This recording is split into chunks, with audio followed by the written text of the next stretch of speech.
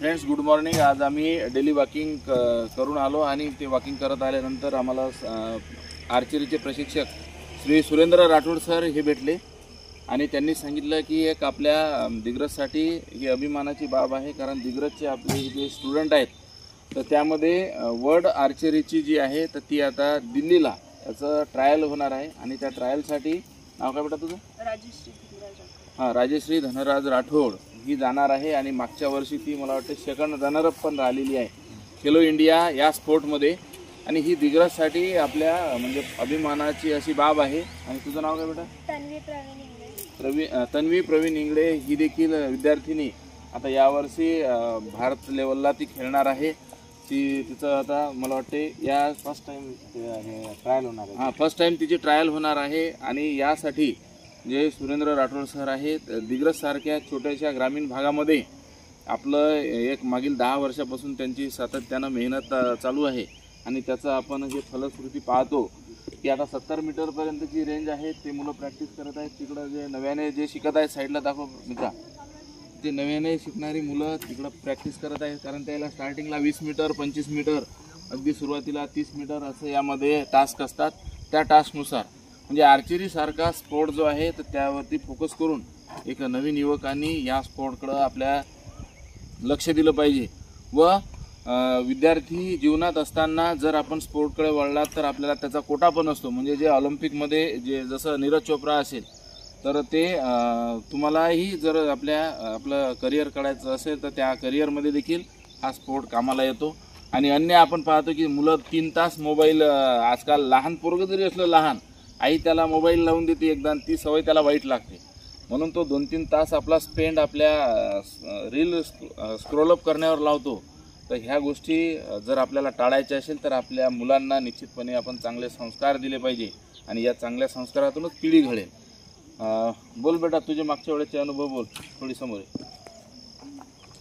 बोल ना तू या स्पोर्ट बद्दल कशी मेहनत आहे, किती तास प्रॅक्टिस करतो तू रोज? सकाळी 3 तास आणि संध्याकाळी 3 तास प्रॅक्टिस करते। थोडं जोराने बोल थोडं।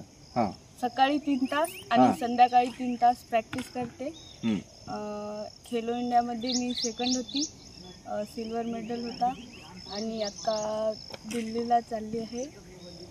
हां, तर दिल्लीला तू जात आहे त्यासाठी तुला बेस्ट लक। बोला सुरेंद्र राठोड, तुम्ही देखील नवीन युवकाला काय सांगतात? युवकांना असं सांगायचं आहे की आपल्या दिग्रज शहरामध्ये जो धनुर्विद्या प्रशिक्षण चालतो तर की यामध्ये आता ह्या मुली आहेत, आता ह्या समोर खेळणारच आहे, पण भविष्यात बाकीच्यांना बी खेळायचं असेल तर तालुका क्रीडा संकुलमध्ये येऊन सगळ्यांनी या धनुर्विद्या प्रशिक्षण केंद्राचा सगळ्यांनी आपल्या दिग्रजचे खेळाडूंनी लाभ घ्यायला पाहिजे असं मला तर वाटते। तर सगळ्यांनी जास्तीत जास्त प्लेयर असले तर त्या मुलांना प्रोत्साहन बी वाढेल आणि खेळ पण वाढेल आणि चांगला इंडियाला एक मेडलसाठी एक आपण जे एक प्रयत्न चालू आहे की लक्ष्य ऑलिम्पिक विथ सुवर्ण पदक हे उपक्रम राबवत आहे। त्या माध्यमातून आपण कंटिन्यू विद्यार्थ्यांना प्रोत्साहनासाठी विविध उपक्रम जसे की क्रीडा साहित्य झाले की क्रीडा मार्गदर्शक झाले, याच्या सगळ्यांच्या मार्गदर्शनातून आपण हे उपक्रम चालू आहे। तर मित्रांनो, केवळ दिग्रजच नाही, मानोरा आर्णी सगळे जे आजूबाजूचे पुसदवाले आपल्याला प्रशिक्षण घ्यायचे असेल, उन्हाळ्यात पण कॅम्प असतात, तर सरांशी संपर्क साधा। हा नवीन आपला बायपास आहे इथून, तर त्या बायपासमध्ये इथं सरांचं नवीन क्रीडा संकुलामध्ये हे प्रशिक्षण केंद्र आहे, तर एकदा याला निश्चितपणे भेट द्या। आपण आपल्या चॅनलला पण आता एक सबस्क्राईब करा, लाईक करा, फॉलो करा। धन्यवाद। आणि मित्रांनो, मी पण या ठिकाणी थोडी प्रॅक्टिस करण्याचा प्रयत्न केला, कारण पहिल्यांदा आर्चरी मी शिकत होतो। सर खालीच लागते सर, आता लागते वरतं। 2 बोट हे टाका, 1 बोट दाबू नका, मी सांगतो हे 2 बोट इथं टच करा या दुरीला, ॲरोला काही हात नाही लावायचा नाही ना, हे टच झाला, हे झालं अद्दर आहे नाही, टच होत आहे खालचं, ते लावायचंच नाही आहे, ठीक आहे। आणि काही नाही करंगळे असे पूर्ण लपवायचे, बस 3च बोट आहे, 3 नाही लागले सर, 1च लागले, तर 2 आणि 1 वरती, बस 3 झाले, हे 2 बोट लपवायचे, ठीक आहे। हे हात सरळ ठेवा, पूर्ण स्ट्रेट ठेवा, स्ट्रेट ठेवा, हा हात वरती घ्या जरा, बस घ्या। आता बोट टच झाला, ॲरोला टच झाला ना, टच झाला म्हणजे ते निघून जाते मग इथूनच। आता पूर्ण तुम्ही एवढा थांबा सर, आणखी एक बोट ठेवा इकडे, दाबू नका, फक्त अल्लादी म्हणजे इकडे नाही आला पाहिजे, एकदम रिलॅक्स म्हणजे अल्लादी, लागत नाही, काहीच नाही लागत नाही।